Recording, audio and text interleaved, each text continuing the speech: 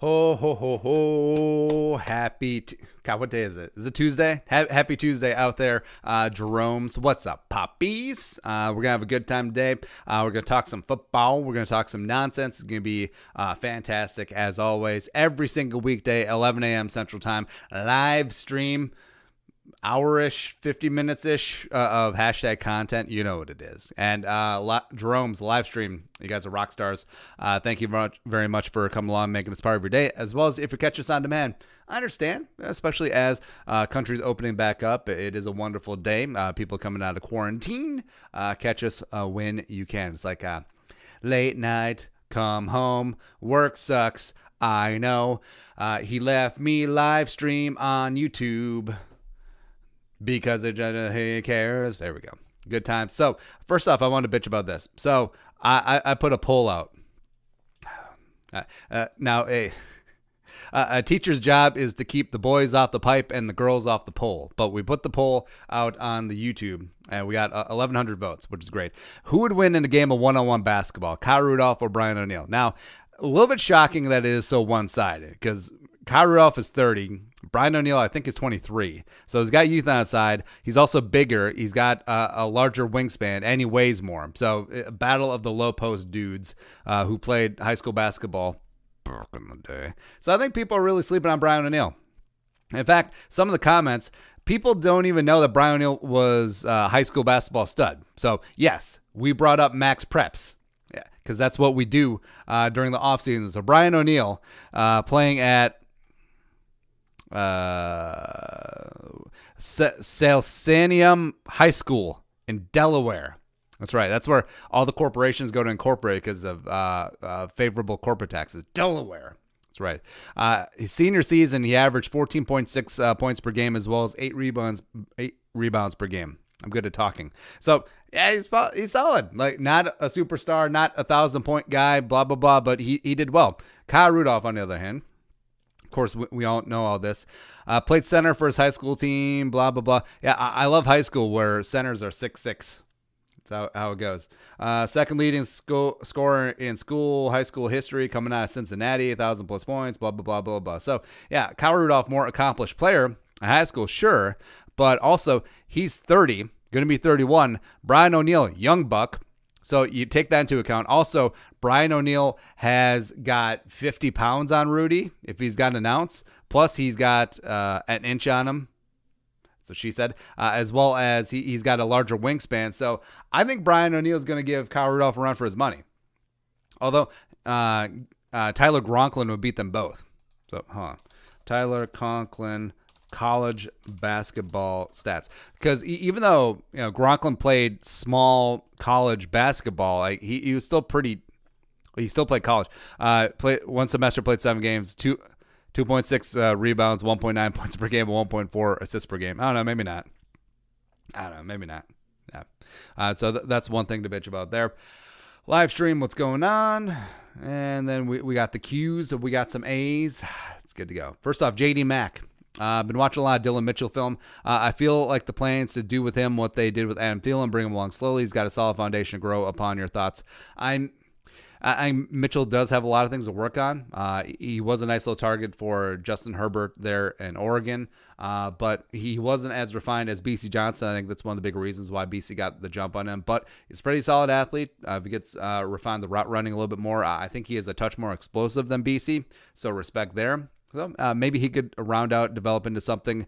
Maybe he doesn't go full Adam Thielen, but maybe he doesn't go full Stacey Coley either. Preacher Paul, hauling it for all y'all. I remember a time when we didn't have OTAs. They almost just showed up and played. What is your sense what the season will look like? I believe we're staring into the Goonies grab bag. I think that all teams are going to start a little bit slow. I think teams that have relative continuity are going to have an advantage early. So the Vikings, Kubiak in charge of the offense, I think that's a big deal. Vikings on defense, even though they are losing a lot of personnel, Zimmer at the helm, a lot of young players, I think things will be relatively okay. Like, I think they're in a lot better shape than a lot of other teams around the league. Also, yeah, I remember OTAs where, God, what was it? Just watching NFL films where I like everything about the Packers history except for the Packers fans, right? Because history, like Curly Lambeau, Vince Lombardi, like old school NFL stuff like that all intrigues me. So I remember there was an NFL film where it was, Vince Lombardi here. Vince Lombardi, we're talking about that. And he was talking about, coming to training camp in shape. You don't use training camp to get in shape. You got to be in shape on your own. And this is back when guys had jobs in the offseason. Like they would be an insurance salesman or mailman or something like that. And then they just show up for the season and play. So, yeah, it's just weird when things weren't so regimented. Frankly, I think they should get back to that.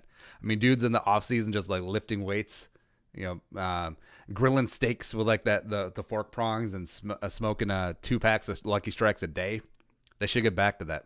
Montreal Screwjob. Who are some quarterbacks in next year's draft you think realistically we have a shot at getting? I really like Ian Book from Notre Dame. Reminds me of young Matt Schaub. Exactly the kind of quarterback Kubiak's offense needs. Ian Book is interesting. You think that he would be a little bit better, especially with the weapons that he had around him. Had Claypool, had Miles Boykin before. Is it Tony or Troy Brooks? I always juxtapose the cornerback and the running back. Doesn't matter. Ian Book is interesting. Of course, Trevor Lawrence, Justin Fields, Trey Lance are going to be up there. Purdy from Iowa State. I think the Gophers quarterback could work his way in there as well. But, I mean, it's completely wide open. Plus, there's so much that can happen in a year. Depending on what happens with college football. Like, where was Joe Burrow on people's radar last year? Right? Joe Burrow was probably seen had an okay 2018. Justin Jefferson working on the outside. He was maybe seen as like a day 3 pick, a late day 3 pick, and then he ended up being number 1 overall. Same thing with Kyler Murray. Same thing with Baker before that. Oh, Baker Mayfield, the guy that transferred, always going to be number 1 overall pick. Actually, let's look at that. 2020 NFL Draft Big Board, but we'll fudge with the dates. Custom range, it will say, all right, so April, so 5/1/19.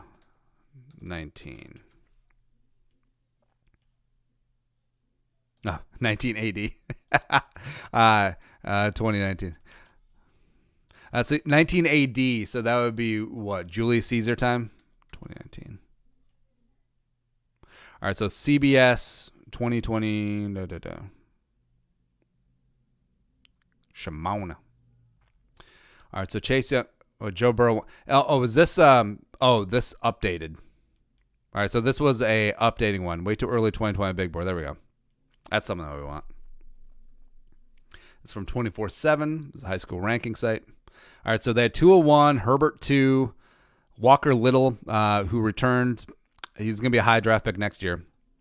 Andrew Thomas, Chase Young, for sure. Epinesa, 2nd round. Judy. Is this a full list or just All right, so from Costello, who returned, I believe, Eason. All right, so yeah, they didn't even have Burrow listed. Grant Delpit 10. Okay. CJ Henderson. That's funny. All right, back to the cues. Oh, back to the poll. Poll annoys me. Next up is Eric Normal. I like to think I'm a realist. I just don't see the Vikings going over 10 wins in a season, especially with Captain Milquetoast at the driver's seat. Hey, 10 Pod Pizza Ranch dictator. Get it right. Unless I see it with my own eyes. Your thoughts? I'm naturally more of an optimist as it is. So I think the Vikings go at least 11-5, potentially more. As I interrupt a live stream like once a week to get the chapstick. I should just leave it out. Oh, no, this is premium content. You have to go to OnlyFans. First one. Yeah, I'm naturally more optimistic, but I think the Vikings, if they can get the passing game going, obviously they're going to run first team, but if they can find some sort of facsimile and replace the production of Diggs and those cornerbacks get their ish together really quick, I think this team has a chance to be really good. Because you look at the rest of the division, it's not great. Cullum Spurlock, heard your comments about deadlifting yesterday's live stream. Was wondering what kind of workouts you did and what some of your maxes are. It would be cool to see a workout via Skull from Fayetteville, Tennessee. Well, as you get older, you definitely don't worry about like single rep max like you did back in the day. It's here. I think my max squat was about 4. Max squat was about 4. Max deadlift. Did I get over 4? I think I did get over 4 from back in the day. Because I was working my way back up to 4. Got up to about 350. But it was 350, 3 reps. Mainly because as you get older, like if you physically injure yourself, it takes longer to get back into the game. And so doing 3 reps, you're not putting as much strain on your body because you're physically just, you're not maxing out a single rep where that's where most people get hurt. Bench. I was never a big bench guy. I never put a lot of work in. So it was maybe 3 or maybe like 295 somewhere in there. But that was like high school stuff. So actually maybe early college. But yeah, I mainly workouts I do are just meathead stuff. I mean, it's all vanity stuff now. Like you want big biceps, you want big triceps, you want to work both parts of those muscles, and it's just like yeah, right. It's just like my body. It's like I don't need a 6-pack. And also, I just want to drink beer and eat ribs whenever I want, but also I don't want to be morbidly obese. Like I want to keep my feet. I don't want the diabetes. That's where I am right now. So it's still a lot of like meathead stuff. I'm able to work out at home. We have a nice complement of equipment that we've accumulated over the years, and then I just ride 10 miles on the bike a day. Where it's not anything to write home about. It's like whatever. And I usually just watch a movie. Actually, it's funny. Since we've been housebound for the most time, so our tradition is get all the work done, get all the hashtag content done, and then about like 3 p.m, like the wife and I will work out, we'll ride the bikes, she'll run on the treadmill, then we'll watch a movie together. And they're not they're like the TNT DVD movies, so we're watching The Magnificent Seven. That was actually a good movie. Like I understand it's a lot to live up to, because the original Magnificent Seven was great, even though it was really an American interpretation of Seven Samurai, which was one of the greatest movies of all time. And I don't just say that because I'm 70% Japanese, but the remake with Denzel and Chris Pratt, it was a good movie. Ethan Hawke, directed by Antoine Fuqua, getting Ethan Hawke and Denzel back together with Fuqua. Come on, playa. Shoot. Training day, let's go. So yeah, that's it. I am excited to get back to the actual gym though. Like once Lifetime opens up. Plus, I don't know when my jiu-jitsu school is actually going to reopen. Because that's talk about social distancing. It's hard to do when you're getting after it. Caden, also out of 10 times, what are the odds we beat the Saints, Colts, Titans, Tampa Bay, and Seattle? Like all of them? 50-50, 5 out of 10. Either happens or it doesn't. Jello Kid, 494. How do you think Kirk is going to perform in prime time game against Seahawks? Well, if there's no crowds, I actually think the Vikings should be favored. I really do. But if not, say that it's like 50% capacity crowd, toss up. Hoops, love the work, Andy. What's your thoughts on Adam Thielen becoming a drama-type receiver? Well, I don't think it's really in him. Like, you do see him being passionate and yelling and doing all that stuff on the sideline, so maybe some drama-esque tendencies. But I think at most he'll be like Minnesota passive-aggressive, like backwards hat douchebag. Oh, crap, wait. I'm wearing a backwards hat. All right. A guy who gets really angry when you criticize Mick Golden Light. One of those guys. Yeah, he's got really, really strong takes about the Twins bullpen. Yeah, I think he'd be fine. Like Thielen and Diggs, like they on the field, they both had that passion. They wear their emotions on their sleeves on the field. Diggs just off the field, it turns into the whole cryptic drama. Never tamping down drama fires when they came up. I don't really see that happening with Thielen. Laces out, Dan. Today's NFL, how valuable would a guy like George Blanda be? Guy was a dual threat quarterback, could kick off, place kick, punt, PAT, caught passes, and played some defense. Could open 3 or 4 roster spots in the league. Your thoughts? Well, the reason why, like everyone talks about, well, how about just get a kicker and punter who can play both spots and then save a roster spot? But PFR. But what if What if he got hurt? Yeah, that's the thing where, especially since they are opening up game day rosters because it went from 46 to 48, something like that. So redundancy is fine, or specialization is fine. Let's see here, George Blanda. Yeah, some of these stats are rough, but I'll miss the season because he retired. Just whatever. And he came back and he was 48. So he started kicking ain't easy. But yeah, it's crazy. Yeah, he threw 36 touchdowns back in the day. Oh, sorry, we'll get this more on screen. So he led the league with 36 touchdowns one season, and then he led the league in interceptions the following season with 42. Like, how do you throw 42 picks? Like, he led the league in picks for 4 seasons in a row. Again, this goes into why Paul Krause's record will never be broken, because he played, obviously after this era, because this was 62 through 65. But I mean, this is a good example of how passing was in the 70s. And early 80s. Like, it was before Marino came in. Like, this is standard. Like, George Blanda, yeah, he led the league in picks, but 17 touchdowns. I bet you that was close to the league lead. Same thing with 20 and 24. But yeah, having a 3,000-yard season back in the day, that's rough. Career completion percentage of 47.7. That's rough. Actually, someone who's a dual threat quarterback who actually don't think got the respect he deserved, Bobby Douglas. I really like Bobby Douglas. Where, yeah, look at this career completion percentage, 43. But also, you look at his rushing. Come on. All right, so rushing. Yeah, he almost had a 1,000-yard season in 72. He led the league, not just quarterbacks. He led the league in 6.9 yards per carry. Nice. Very nice. I mean, it's just crazy. Just so stupid how. All right, so Bobby Douglas, I almost want to say that he ran for more yards than he threw for in 72. So 72. Oh, he threw for 1,246. Oh, we got to need more wax. Man, like, this is like high school quarterback stuff. That's funny.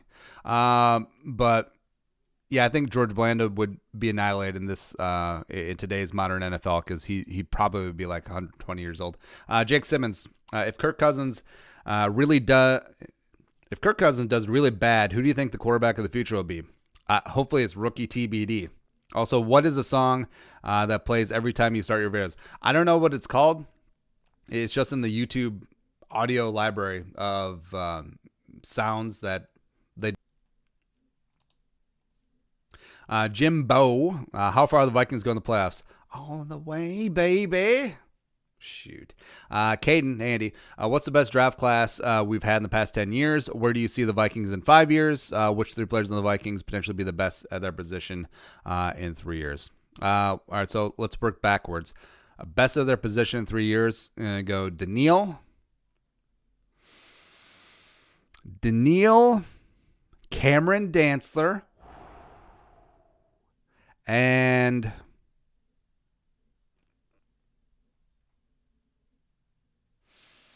man, it's tough. Brian O'Neill, best right tackle in the league. I could see that. John Ojikata Gordon, $2 in the super chat. Thoughts on why they didn't resign B-Rob Skull? It's just aged out, and I think you want to go fishing. That's really about it. Where do you see the Vikings in the 5 years? I don't think Zimmer's still head coach. Even though I like Zimmer. I think they go young. I think they go offensive. Maybe they just go full Kubiak, and then Clint Kubiak is like the de facto head coach. But really, it's Kubiak as the power regent behind the scenes, pulling the strings. Like, he's the Augustus, and Clint Kubiak is the Caesar, like the 12-year-old boy out there, head coach. Best draft class the Vikings have had the past 10 years. PFR Vikings history. Honestly, one of my favorite pages. All right, so past 10 years, so we'll say 2011. All right, so Ponder, Rudolph, Ballard, yeah, Fusco, sure. Oh boy, it's an ugly draft. All right, so Khalil, Harrison Smith, Josh Robinson was okay for a hot second. Jarius Wright Ellison, okay. Man, Greg Childs would have panned out. Audie Cole was okay for a while. 2013, Xavier, Cordero, Reiff, Hodges, Baca. Yeah. 2014, Barr, Teddy, McKinnon, Yankee, Exum, Stephan. Okay. 2015, Waynes, Diggs. Diggs definitely bumps up that average. Even though they had TJ Clemmings, the fact that you got Kendricks and Hunter in there too, pretty damn solid. 2016, no. 2017, Dalvin and Fadi. That's about it. 2018, Hughes, O'Neal, solid. Not so much. Last year, I mean, too early to call. So I guess you're going to have to go with 2015. Because, Waynes is fine, even though they didn't re-sign him. Kendricks, Daniil, obviously stud. Stephon Diggs, stud, even though he's not here anymore. So, I would go 2015. That was the best year. It was a very good year. It's a good vintage. Mo Abdul 99.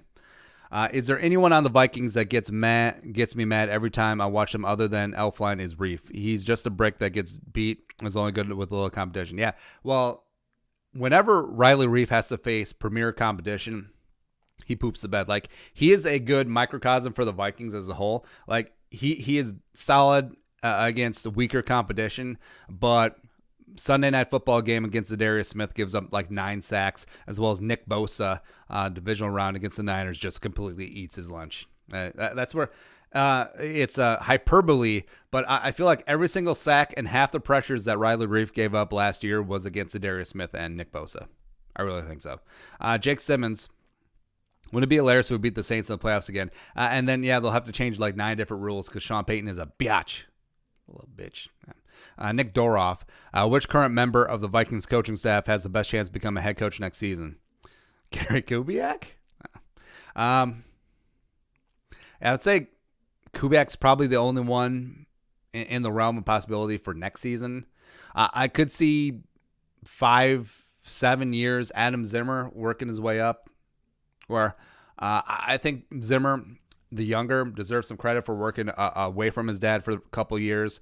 Coming up now, I think eventually, like, if Zimmer ever turned over play calling duties, it would be to Adam Zimmer. Plus, I mean, Zimmer deserves some respect, the way that he's worked with Barr and Kendricks, as well as Eric Wilson. Ethan Griffith, what was your favorite grade growing up? 6th grade for me. I'd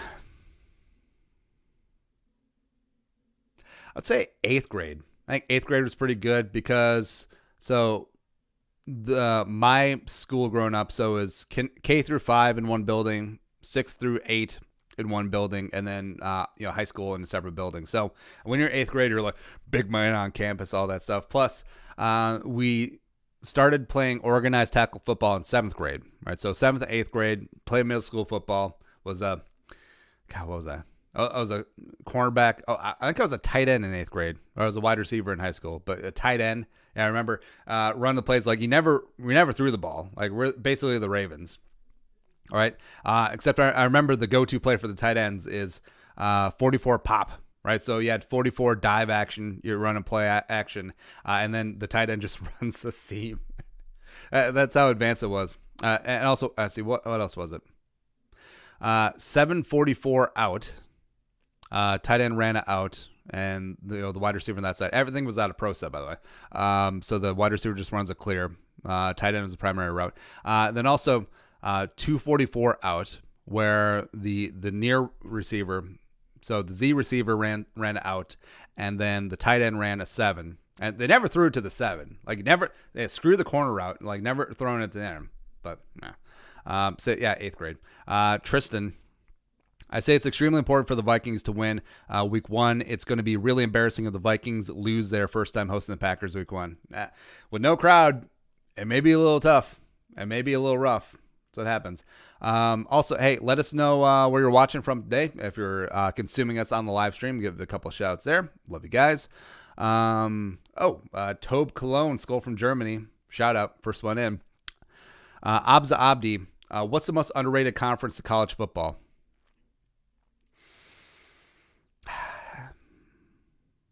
It's a Big 12, where I think Big 12 gets slept on a little bit, where you look at the video game numbers, okay, but they are cranking out some really good NFL talent. Because you look at, Baker, number 1 overall pick. You look at Pat Mahomes. You look at Kyler Murray, all coming out of the Big 12. Jalen Hurts. Also, a lot of really good skill position players. TCU was stacked with NFL players this year. You look at Baylor. You look at Denzel Mims. You look at Texas still hanging around there. But, yeah, I feel like the Big 12 definitely gets slept on because everyone just sees it as like you're playing Madden on rookie mode, just putting up video game numbers. Big Ten is overrated, by the way. And I live in Big Ten country, and that is just a boring brand of football, but don't get me started on that. Omar Max, thoughts on the movie Little Man? Is that the Wayans Brothers movie? By the way, Wayans Brothers cranked out some pretty decent movies. All right. All right, so you got Marlon Wayans and Sean Wayans, and then Marlon Wayans is like the kid, apparently. Now, is this... Like, was there's some sort of magical spell, or was this actually just like it from the beginning? So, 06. Calvin Babyface Sims is a very short convict. He is getting released and planning a robbery to steal a diamond when goofball cohort Percy, Tracy Morgan. I love Tracy Morgan. Tracy Jordan, actually. After the says around to are arrested. Stashes diamond thieves fall. God, I'm already bored. Calvin Percy hatch a plot to pass Calvin off as a baby on the couple's door. Or so he's not an actual baby. He's actually a, what's the politically correct term now? Dwarf? Little person? All right, so yeah, Marlon Wayans is a little person. So there you go. Do they win? Oh, no spoiler alerts on 15-year-old movies. All right, so a couple shout-outs. Jabrisky, Trempolo, what is up? Colin Spurlock, Fayetteville, Tennessee. Love Tennessee. Jake Simmons, Eagan, Minnesota. South Metro represent. Skull Vikes from Sass Prairies. What's up? JZX, goal from St. Paul. Capital. What is up? Mike Burnham, Grand Rapids, Minnesota. What up? Preacher Paul, hauling it for all of y'all. Toledo, Washington. Wow. I didn't know they had Toledo. As well as John Gordon, skull from Nate. Oh, boy. Natawash, Minnesota, 45 miles north of Adam Thielen's home, Detroit Lakes. Life on the reservation. There you go. Rayshawn Ivory, North St. Paul. What is up? As well as Ben Hogan. You golf much, man? Ben Hogan, Redland, Iowa. There you go. Thank you guys for making us part of your day. We got a nice little core of regular daily live stream viewers. You guys are rock stars. There we go. Stanley Maros. Shout out to the man who made me a Vikings fan for life and one who has been through all the ups and downs. My grandfather, he passed away tonight. R.I.P., man. And wanted to give some recognition here for all my fellow Jeromes as someone who helped shape me into the man I am today. Skull Pop. Hey, Stanley, sorry for your loss, but yeah, it sounds like he had a full, awesome life and got you into the Vikings. So I don't know if that's a blessing or a curse because my grandpa and dad got me the Vikings too. And so now I'm just rooting for not that they're bad teams, just like teams that always get your hopes up and then just always leave you with purple balls, right, which is more painful than blue for some reason. But again, rest in peace, Grandfather Maros. Husgamer 15. Did you hear that LeBron was producing a basketball-themed movie with Adam Sandler? Thoughts? LeBron movie, Adam Sandler. I will say that Adam Sandler's sports movies are all good. Adam Sandler star in Netflix movie produced by LeBron James. All right, let's see what this is all about. Because you look at The Waterboy, you look at Happy Gilmore, you look at The Longest Yard. I mean, they're all solid, right? We're not pivoting to video. Oh, my God, Sports Illustrated. This is why you're out of business. All right. I understand that sites have to do this, but you're Sports Illustrated, for God's sake. Have some goddamn respect. Adam Sandler to star in another Hustle starring Adam Sandler. Maverick Carter. Maverick Carter is a badass mofo, by the way. Love him. Sandler will star as former basketball scout who's fired after a once-in-a-lifetime player abroad, per Schneider. He will then attempt to bring the player to America in hopes to return to the NBA. Wait, so hold on. This is just a ripoff of the movie The Arab There, starring Kevin Bacon, which is a great movie. Oh, my God. All right, so the Arab there, Kevin Bacon. All right, so there's the Jimmy Dolan Shake and Bake. College basketball assistant who wants to find a new star for his team since he believes he'll get a promotion to head coach at school, blah, blah, blah. Salam, Africa, the Jimmy Dolan Shake and Bake. Yeah, this is a ripoff of the movie The Arab there. How dare they? Also a ripoff of the movie The Scout. So this has Al Brooks.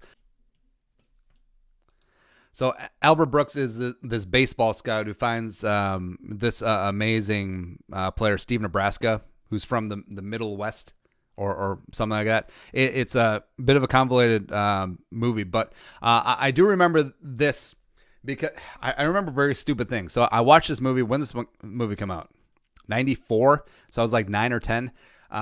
So I remember there's one scene where Albert Brooks is on the road and he made spaghetti in his hotel room, which is whatever.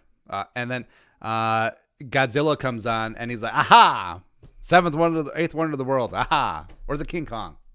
Might be King Kong. And he gets really excited about that. So every time that I have spaghetti, I think about this stupid movie.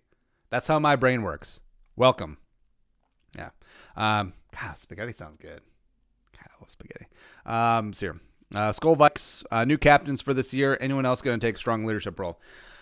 Let's see here. So Everson's come back. So I think it's going to be Everson, Barr, Kendricks on defense.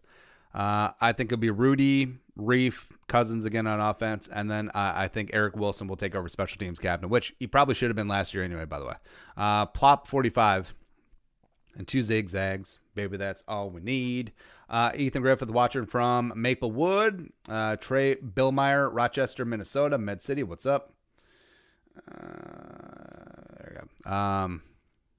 Ever since 2014, when the Vikings hired Mike Zimmer, the Vikings have switched between not going to playoffs and... All right, so this every other year thing, I don't believe in it since the Vikings are going to win the Super Bowl this year and they made the playoffs last year. Numerology podcast. So I don't believe in that. Mr. Popo, how would you feel if they change a team's name to the Red Tails? Great history behind it. I think that's one of the names that they've talked about, changing the Washington name too, which is fine. You talk about the Red Tail Pilots, Tuskegee Airmen.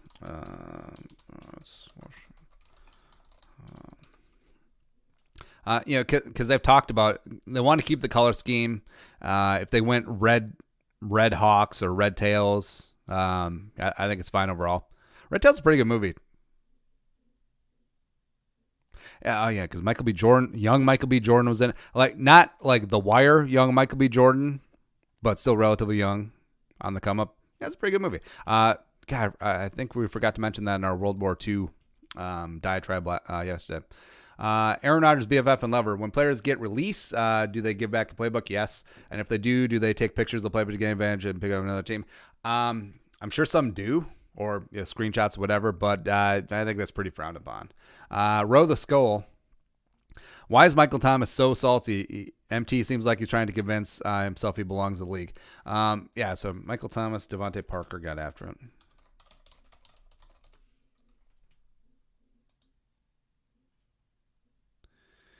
Let's see, did he post that?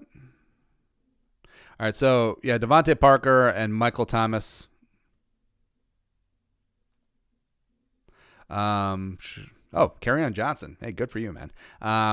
They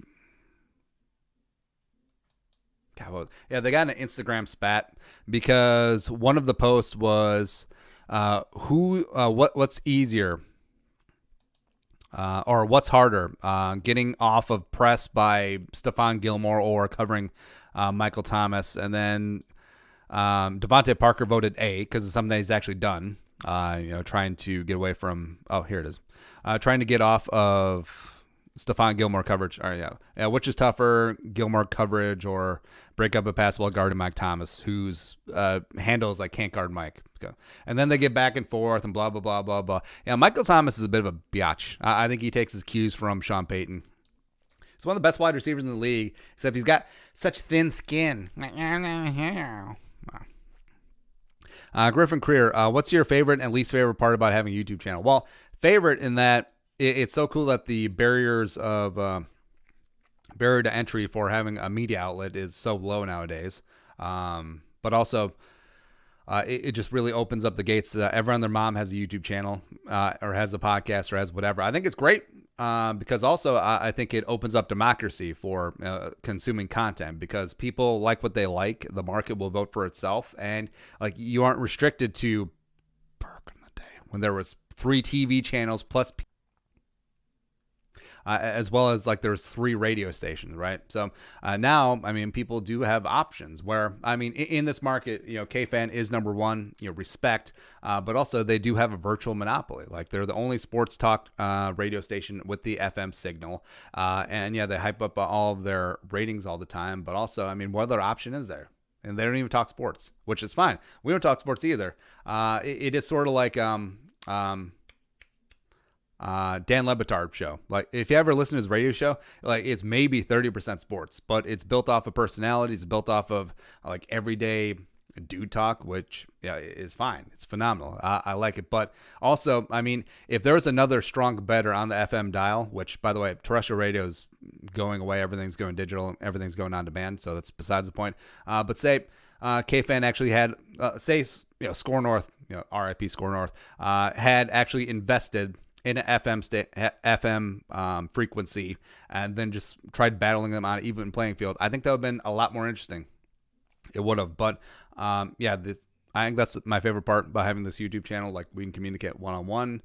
There's no bureaucracy. Like if you're in like a formalized media structure, we'd have to have meetings and several meetings. And then it's like, oh, can we talk about this? Or, oh, can we do a video ranking the NFC North head coaches? I don't know. Does that sound good? A full bureaucracy of producers and people just trying to justify their salary and the reason why they're actually still in there. That's why I love this era, this internet era, because it is streamlining things. There's so much overhead that goes into those big fat media companies that does not need to be there. And also you're seeing it, they're calling it, layoffs due to the Rona, except you were failing to begin with. So my least favorite part, I don't have a least favorite part. Like even like the trolley comments, I love it, man. I wish they were more racist because we posted one that was like, shouldn't this guy be at a nail salon or something like that? Just going with the Asian stereotypes. I kind of miss days when people were all in, like chink, gook, come on. Like I want some rated R comments. Actually, don't put it in there because producer Elliot sometimes sifts through them. Whatever. Best bar community, worst bar community. Aaron F. Rape, shout out. Longtime OG there, double A. Abza Abdi, crazy prediction. Lions tank for Lawrence Fields. Jaguars sign Clowney and make under pokes. Crazy prediction. Minshew mania in race for MVP. Well, I mean, if the Jaguars make a playoff push, Minshew I probably will be a big part of that. So could happen. D-Dub 57. Favorite bar Winona State. Well, the easy answer is Shides, but like that was a full-on like bar closing, try to hook up bar at the end of the night. Like it was a gross place.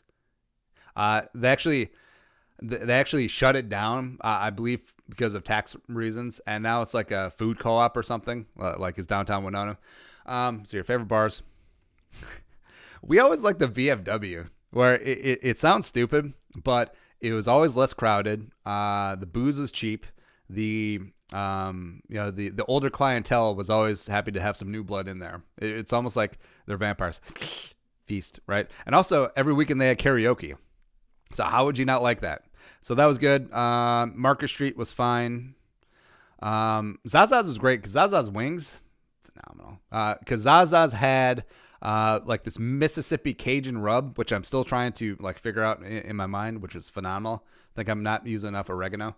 Also, like the towny bars, like there was a Steiny's. Steiny's was great because they had dollar taps that you get a full like 16-ounce mug of whatever's on tap for $1, which is phenomenal if you're a college kid. Also, the High and Low was great. High and Low might be one of my favorite bars of all time. Oh, High and Low was the site of one of my like So do you ever get blackout drunk and then you like time travel? Been there, right? So one of my friends was a bartender there for a long time. And so I remember I had just started this college internship at this one local company, right?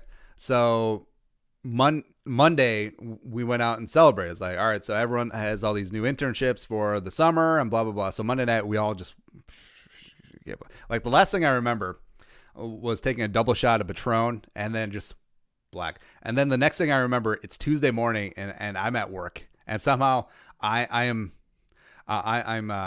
making it work. Complete. I don't know what happened.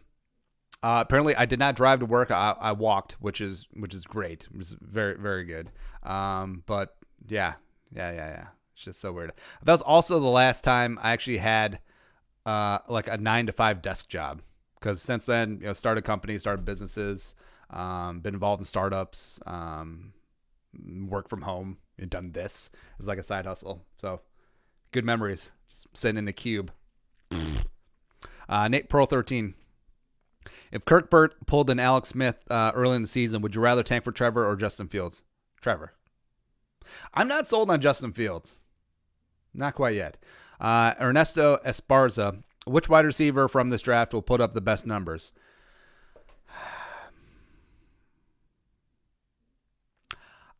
That's a good question. I think Ruggs might put up the most yards, mainly because the Raiders will be playing from behind. I think Judy might have the most catches, and Jalen Reagor is going to have the most touchdowns. Actually, Justin Jefferson might have the most catches. Amend that. Stanley Maros. What's more likely to happen? Jaguars win the Super Bowl or Vikings go 0-16? I guess Jaguars win the Super Bowl because I think there's a 0.01% chance the Vikings go 0-16. Head coach. It's like a healthy 22-year-old dying from the Rona.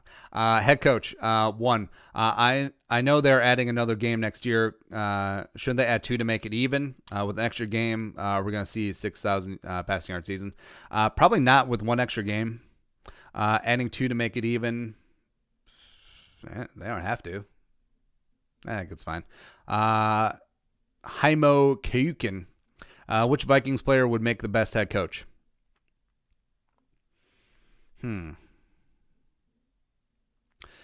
So someone who's very knowledgeable.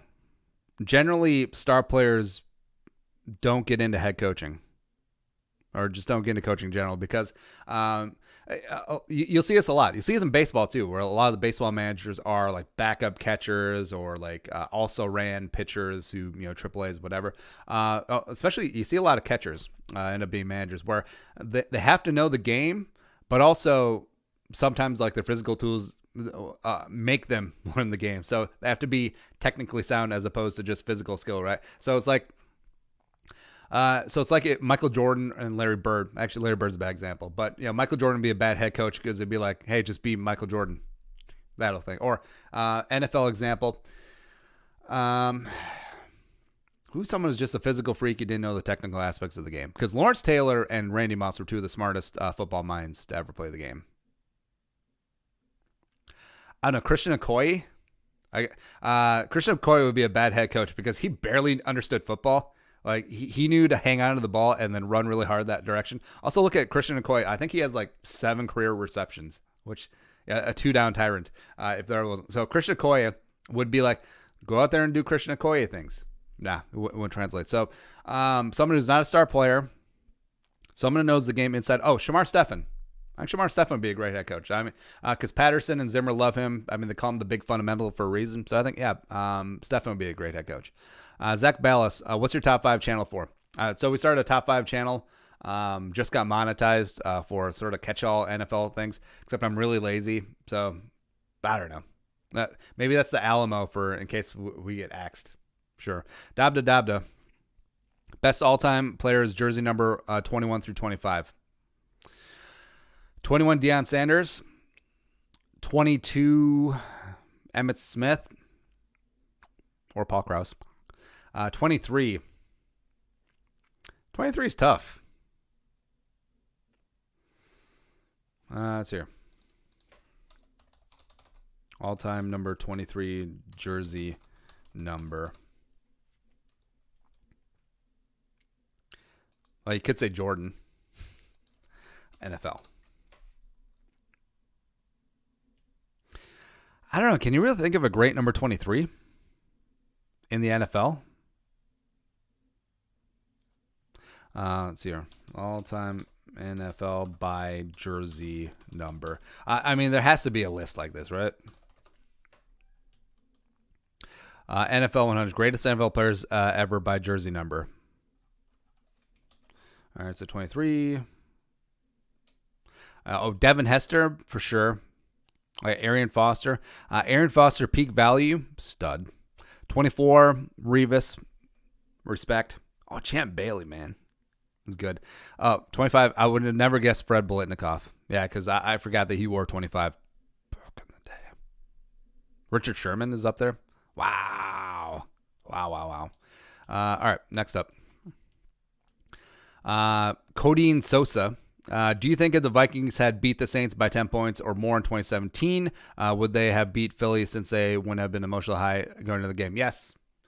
Fully agree. Like, Barnes, some other players have even said that it took about till Thursday to get buckled down again for the NFC title game. So I think if the Vikings would have led wire to wire, like they didn't blow that 17-point halftime lead at home in the playoffs, that the whole divisional drain, next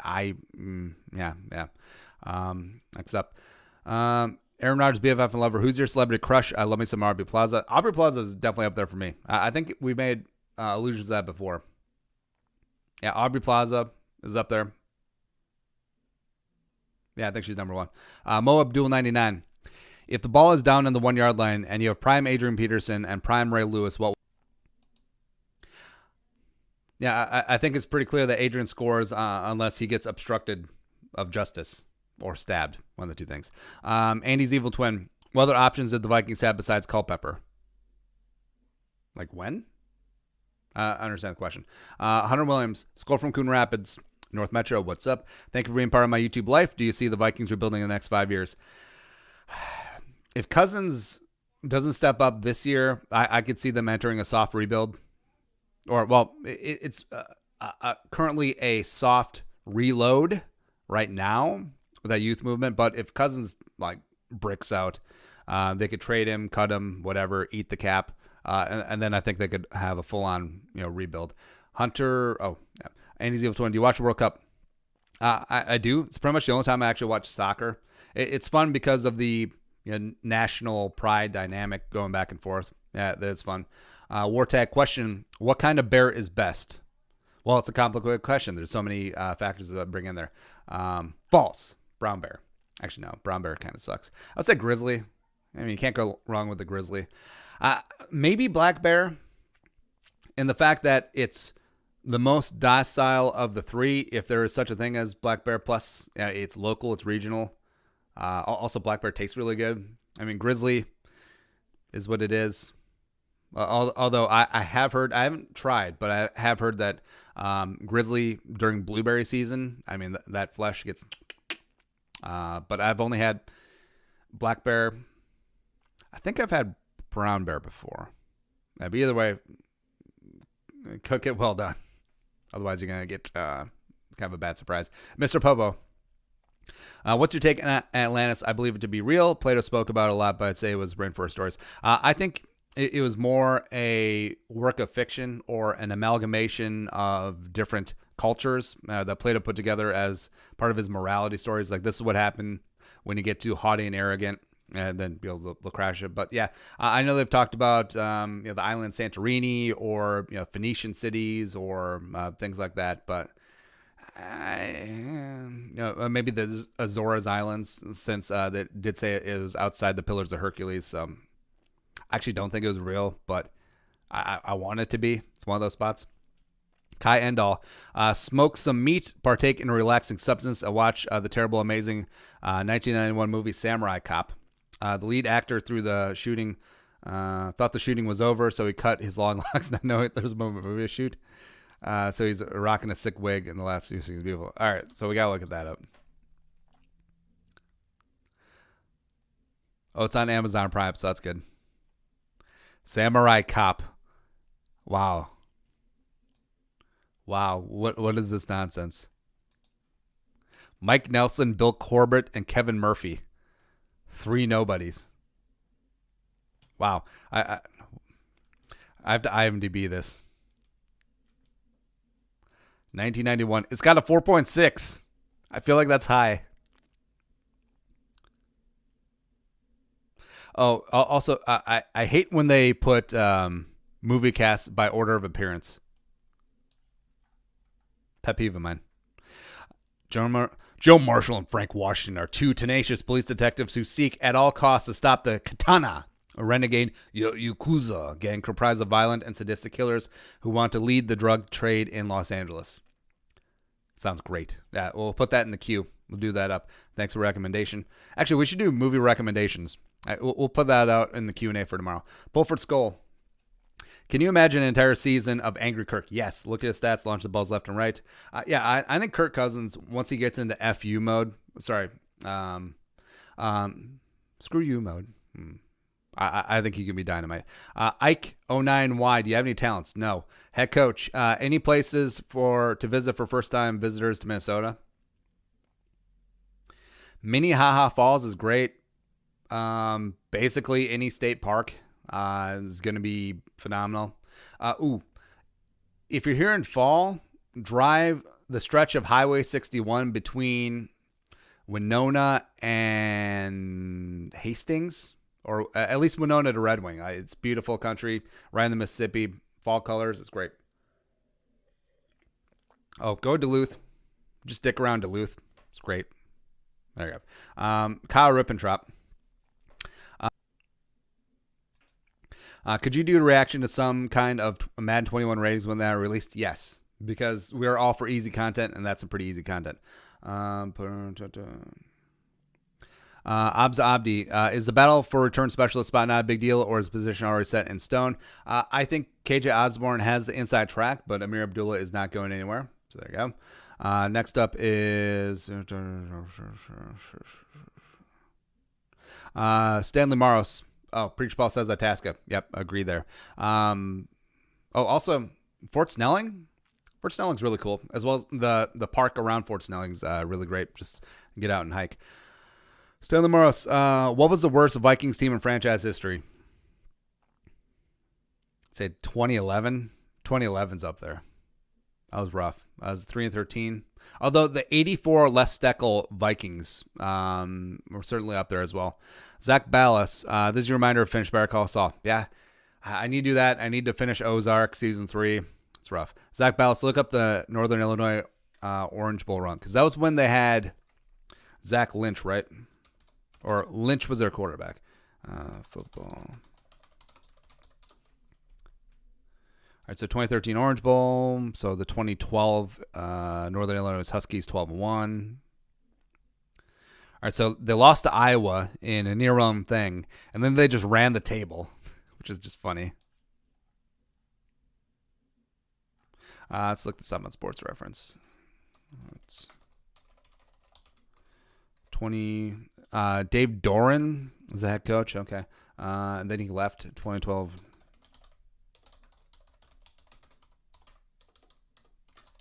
Northern Illinois Huskies. So Dave Doran, who ended up at NC State, I want to say, because I think he was Bradbury's college head coach. Yeah, NC State. There you go. Yeah, because I remember like they had a dual threat quarterback. Yeah, Jordan Lynch. There you go. Jordan Lynch was a dude. He was great. All right, so Jordan Lynch. I believe he was a UDFA. He signed up with the Bears, I think. It's whatever. But yeah, 25-6 that one year. Also ran for 1,800 yards. I mean, what is going on? Damn. Let's see. Any other players of note? Not really. But yeah, fun team around the table. By the way, the wiki, Brian Kelly. So Brian Kelly's final year at Cincinnati.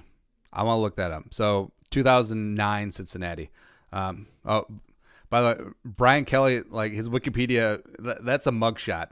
Like that's a full on, Mike Price at Alabama, getting caught with the strippers mugshot. There you go. So Brian Kelly, 2009 Cincinnati football. Because Brian Kelly used the Bearcats to get the Notre Dame job, but in 2009, they had a phenomenal season. So they went 12-1. Actually, no, they went undefeated. So this was during the BCS age. But Cincinnati, even though they ran the table, they went undefeated. They just couldn't get into the top 4. Or this is before the playoffs, so they couldn't even get up to the top 2. But imagine what would have happened. Say that. All right. So So this was the Big East back when the Big East was a thing. Say they blew out Pittsburgh, number 50 in the country, and they would have ended up in the national title game. Now Brian Kelly left. Left for the bowl game. So he didn't coach in the Sugar Bowl, I believe was the case, right? Because they had an interim there. So imagine what would have happened. So because Brian Kelly bolted for the Notre Dame job. So imagine what would have happened if Cincinnati would have made the national title game. What would have happened? Like Brian Kelly, would you have coached that game? Or would you have still left? Like it's hard to leave a team that you have in the national title game, which is just ridiculous. But they got shellacked by Florida in the Sugar Bowl anyway, so it doesn't matter. There you go. Still have Samurai Cop up. Who's your favorite non-Vikings ever? Barry Sanders. Who do you hate more, White Sox or Indians? I'm pretty indifferent. Baseball rivalries beyond like the Yankees Red Sox are sort of milquetoast and benign to me. I guess White Sox because screw them. Yeah. Gage saying Barr's overrated. Eric Wilson is better. Disagree there. But not that Eric Wilson is bad, but I Barr's relatively underrated by fans, underappreciated as well. And that's it.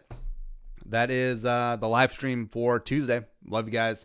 Live stream viewers, live chat. You guys are rock stars. If you catch us on demand, pretty okay too. If you want to support the work, hit that join box or toss a little something in Venmo. Check out tomorrow. Skull, production value.